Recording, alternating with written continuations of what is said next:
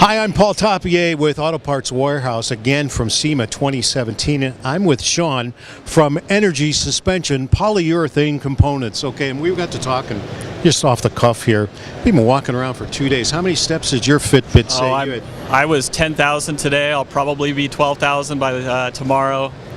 I'm right there. And see, I got this bum knee, bad cartilage.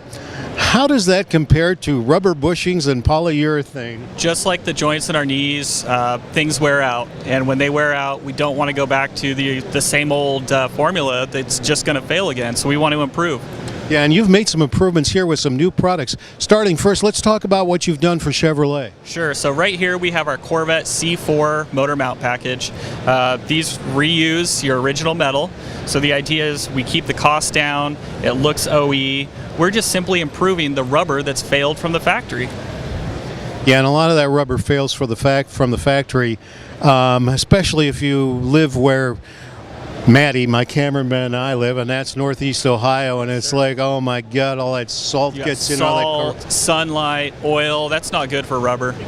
Yeah, okay, well, that's great that we've talked about Chevy and this new product. Well, we got more to talk about. We're going to go to Ford and talk about them next.